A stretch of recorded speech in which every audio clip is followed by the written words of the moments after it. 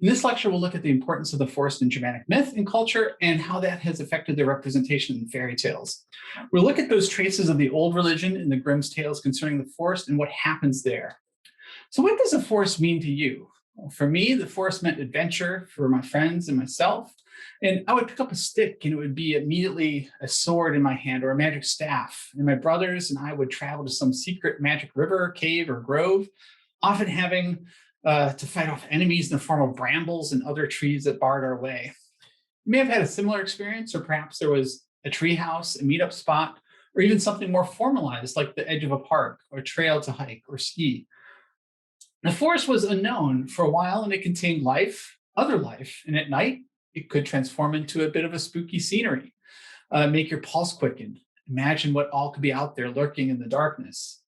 Well, at the time of the Roman Empire, the forest covered most all of Germany, and these forests were, from what we know, venerated by the people of the Germanic tribes. We can read about it in Tacitus's Germania, and the forest was the site of the thing, that political communion, as well as, we think, rituals and sacred ceremonies. For example, W. Baer believes it to likely be early Roman practices and cites Seneca. So if you see a grove thick with ancient trees of unusual height, shutting out the sight of the sky with the density of interlacing branches, the tallness of the wood and the mystery of the spot, and the marvel of the shade, so deep and unbroken above ground, it compelled belief that there is a spirit there. It wasn't until long after conversion and with the onset of the Industrial Revolution that Germans, seen as a collective, a nation now, as apart from distinct tribes, they developed a different relationship to the forest, and especially as forestry as a science. So the industrialization of the forest has ever since played a key role in German identity and economy, and is underscored in their care for nature and the continued cultivation of romantic notions about the wilderness, of which today even the wilds are planned and cultivated. So for the past 300 years, Germany has been a leader in sustainable technology in the lumber industry. Even still today, it is ranked as one of the most densely wooded nations in the world. A leader in the export of lumber, forest, and paper-related industries support 1.3 million jobs and generate 170 billion euros worth of commerce. Germany is a pioneer in the technique of selective cutting that allows forests to regenerate on their own. And having just been in Dresden, I can attest to the beauty of some of these public and privately owned areas where the vistas are breathtaking and the environment is incredibly manicured and cared for, and the trails continue for as far as one can see. The forest doesn't just hold importance in terms of the industry and the economy that it generates, but also in the Germanic belief system that has left some remnants of these past times with us today. We've talked already about the world tree Yggdrasil, which translates as the steed of Ygg, likened to a horse, both which are associated with Wotan or Odin, and it connects then the mythological worlds together like a modern day transit system. And so gatherings, we believe, were held at sacred groves where certain trees were worshipped. Sacrifices were hung from trees, as witnessed by Adam of Bremen as he visited the temple at Uppsala, imitating perhaps the sacrifice of Odin, Wotan, who hangs himself to gain knowledge of the sacred alphabet, the runes, which are used in magic and forecasting. Wooden idols are used at some sacrificial sites, and these are made of wood. These are pillar gods, and they're usually found near bog sacrificial sites, along with some that have been buried and then replaced when they rot, as the spirit is believed to have left them. In other traditions, trees are places of knowledge, like the tree of knowledge of good and evil in the Garden of Eden in Judeo-Christian tradition, and the apple tree in the Garden of Eden lie a serpent, while the serpent on the world tree in Norse mythology is underneath, gnawing away at the roots of the world tree and its foundation, its life source, so that one day it might end. The oak groves in the Germanic lands were sacred and were often burned by Romans to demoralize the Gauls during the Gallic Wars. So if we think of some of the fairy tales like Hansel and Gretel or Little Red Cap, the forest represents life's pleasures, picking flowers or finding candy, and also the threat of death, where they could be consumed by predators like the ogress, witch, or wolf.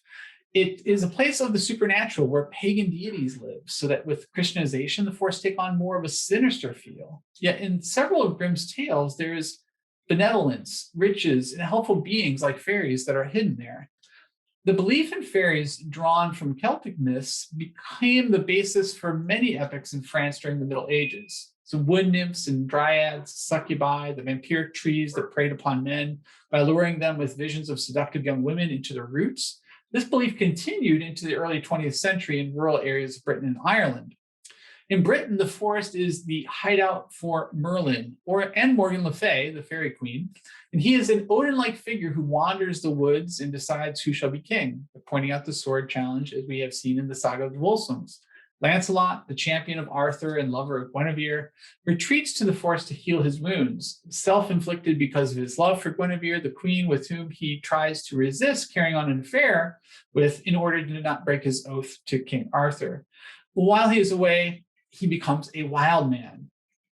So in this epic, like in many others of the period, the forest is the retreat from society, a liminal social space where one becomes a nobody, a wild man, bereft of civilization.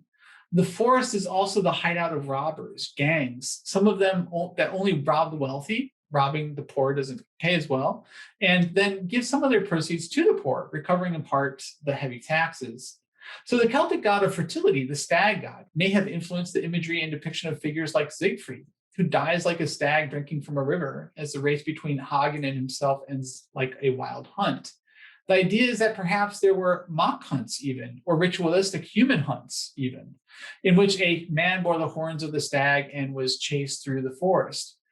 Our Jungian luminary, Marie-Louise von Franzen, views the forest as a kind of unconscious area where in a tale, we've had the first entrance into the psychological fantasy realm with the opening of the tale with Once Upon a Time, but now a second entrance into the subconscious, the darkness of our psyche, that's what's hidden from us is in the forest. So that the tale now enters another realm of our own unconscious, our subconscious. So the Grimms associated Germanic culture with the forest as if they were symbolic preserves of popular and oral traditions.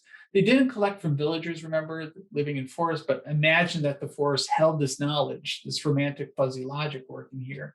So the Grimms, in addition to collecting the Kinder- and Hausmärchen, also collected the old forest tales, where they collected knowledge, sayings, and passages in literature from the medieval period and in other languages that commented on old German forests.